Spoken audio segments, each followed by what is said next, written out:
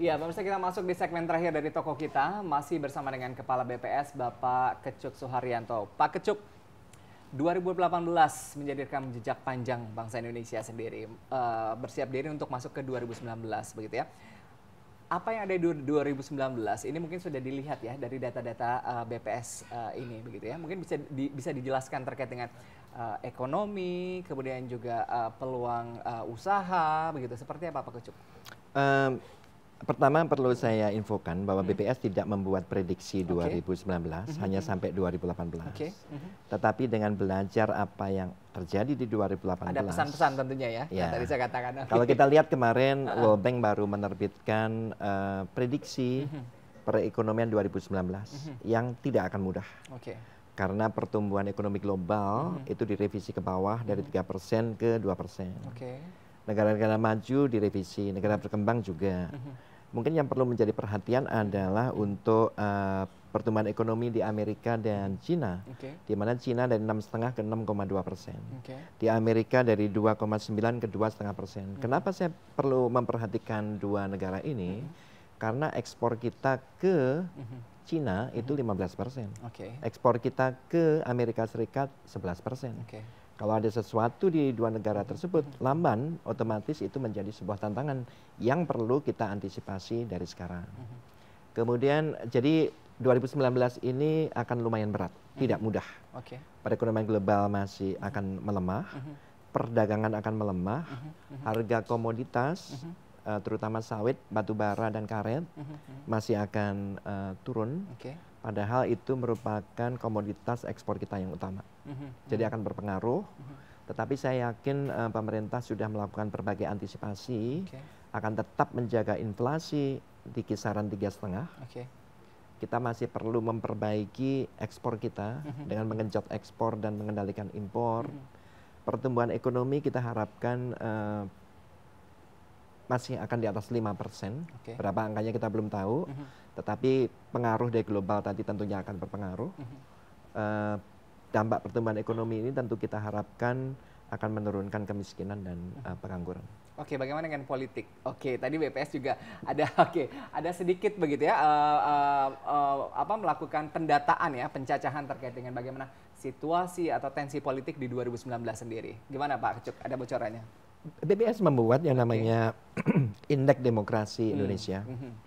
Indeks Demokrasi Indonesia bersama teman-teman Kemenko Polhukam, Bappenas dan Kemendagri yang kita rilis setiap tahun.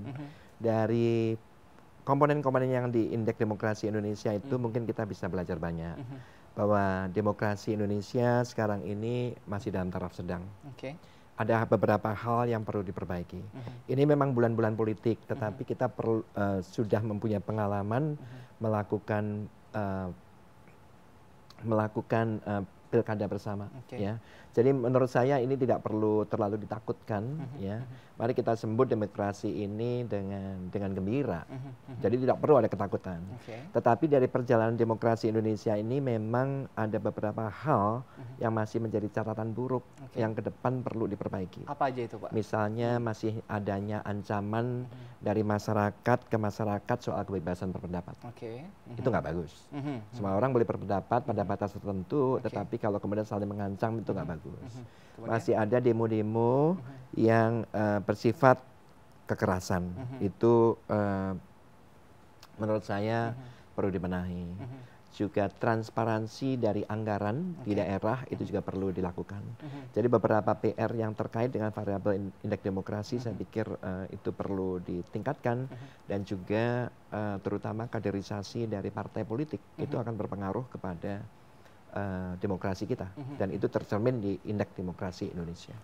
Iya. Gimana? Kita akan menghadapi Pileg dan juga Pilpres 2019 sendiri. Bagaimana pemahaman atau melek demokrasi masyarakat Indonesia menghadapi Pesta Rakyat?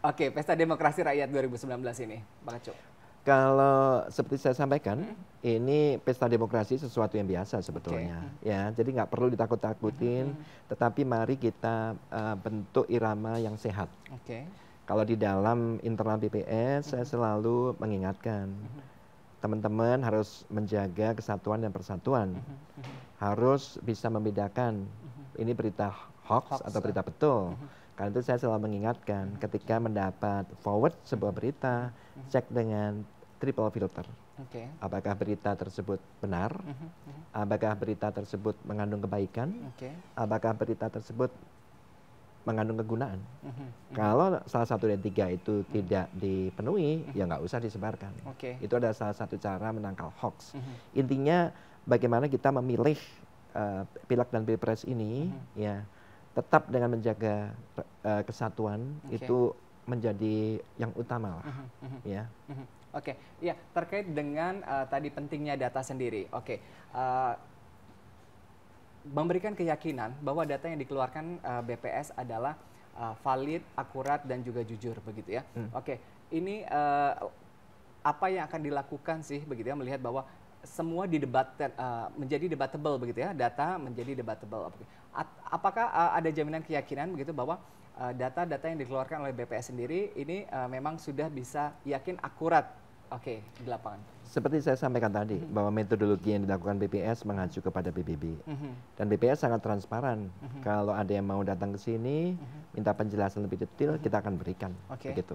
Bahwa semua metodologi itu sudah mengacu pada kaidah statistik, mengikuti pedoman dari PBB. Meskipun kadang-kadang ada tandingan gitu ya, ada tandingannya begitu ya, oh menurut lembaga saya seperti ini gitu ya. Itu udah biasa dihadapi ya Pak ya? Iya, biasa dihadapi. Tapi kembali, saya juga bisa menanyakan ke mereka, metodologinya seperti apa? Sampelnya mewakili atau enggak? Kalau kita menghitung angka kemiskinan kan 300.000 rumah tangga itu kita ambil random, dengan metodologi tertentu tersebar di seluruh Indonesia. Kita nggak bisa membandingkan data itu kemudian dibandingkan hanya satu spot yang tidak representatif. Kan seperti itu ya. Jadi menurut saya sah saja, mari kita bandingkan metodologinya. Dan kalau perlu kita undang teman-teman dari universitas untuk menilai supaya tidak ada dispute gitu ya.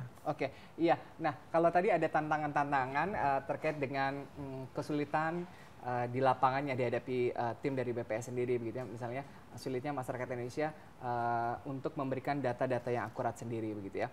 Nah, ini mungkin ada pesan-pesan dan himbauan begitu agar 2019 ini kita bersama-sama memberikan data yang baik, akurat, jujur dan juga terpercaya begitu ya untuk kemajuan dan juga pemerataan ekonomi bangsa ke depan di 2019.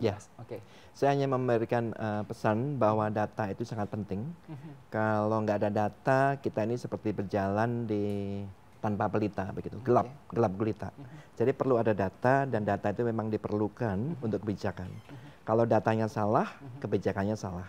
Tetapi untuk mendapatkan data yang akurat, BPS harus memperbaiki metodologi dan kuesioner, tapi kita juga perlu kerjasama dengan para responden. Karena itu saya mengharap kepada seluruh masyarakat Indonesia untuk membantu petugas-petugas BPS dengan memberikan jawaban yang benar dan jujur supaya data yang dihasilkan betul-betul akurat. Iya. Terkait dengan tadi tidak hanya masyarakat, atau ada nggak sih Pak misalnya lembaga-lembaga yang mereka menutup-nutupi begitu ya kadang-kadang data begitu ya? Ada. Ada juga ya? Ada, karena biasanya mereka khawatir data itu dikaitkan pajak, ada kekhawatiran macam-macam, atau data itu akan diketahui oleh pesaingnya, padahal BPS itu tidak pernah menerbitkan data individu. Kalau saya mewawancarai Mas Adam gitu, saya tanya pengeluaran pendapatannya, nggak akan muncul namanya Mas Adam, tapi yang kita keluarkan sebetulnya ada data agregat. Jadi kekhawatiran seperti itu menurut saya tidak perlu, karena BPS dilarang mengeluarkan data per individu. Nah terkait dengan kita balik lagi ke Pilpres sendiri gitu ya. Bagaimana data pemilih? Data pemilih di Indonesia sendiri untuk pemilih pemula di 2019. Untuk DPT ini BPS tidak menyediakan. Jadi data DPT semuanya mengacu kepada data KPU yang berlandaskan pada data Dukcapil dari sana. Jadi untuk tahun 2019 ini DPT BPS tidak ikutan. Tetapi dulu pada tahun 2005 kita pernah membantu menyiapkan. Tapi sekarang ini menjadi wilayahnya Kemendagri dan KPU. Untuk ekonomi ke depan, ini menarik kalau kita bicara mengenai ekonomi. Mungkin semua pengen tahu begitu ya terkait dengan ekonomi di 2019 sendiri. Kalau tadi kita udah bicara mengenai Oke, inflasi sepertinya begitu ya, kalau misalnya variabel-variabelnya masih tidak begitu bergejolak, mungkin sama ya Pak ya, di 3,5% ya Pak ya. Oke, kalau misalnya yang lain begitu kenaikan harga, potensinya di sektor mana saja Pak? Pertumbuhan ekonomi kalau kita lihat sampai 2018 bagus. Konsumsi rumah tangga masih 5,01%. Kenaikan harga berapa persen tuh Pak? Kenaikan harga kemarin dari inflasi itu 3,13%. Ya, pasti inflasi terjadi, tetapi 3,13% itu rendah, masih di bawah target. Jadi yang perlu dijaga adalah daya beli masyarakat. Konsumsi juga ya Pak ya? Konsumsi. Kemudian investasi juga bergerak bagus, 7%. Konsumsi yang pemerintah masih bagus. PR kita yang perlu dibenahi adalah neraca perdagangan.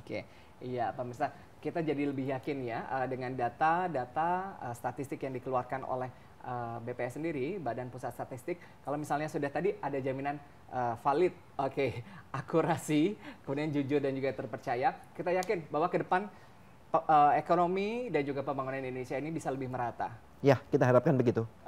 Yakin dibuat kebijakan yang bagus berdasarkan data yang valid. Kalau datanya udah bagus, nah ini dia. Yang terpenting juga follow up-nya ya Pak ya? Ya. Nah ini follow up. Datanya dipakai menjadi ajuan dasar proses pembangunan ke depan Indonesia, begitu ya. Pak Kecuk, terima kasih bergabung sama kami di toko kita. Sharingnya luar biasa sekali. Pemirsa, demikian toko kita hari ini. Saya Adam Lubis pamit dari hadapan Anda. Terima kasih dan sampai jumpa.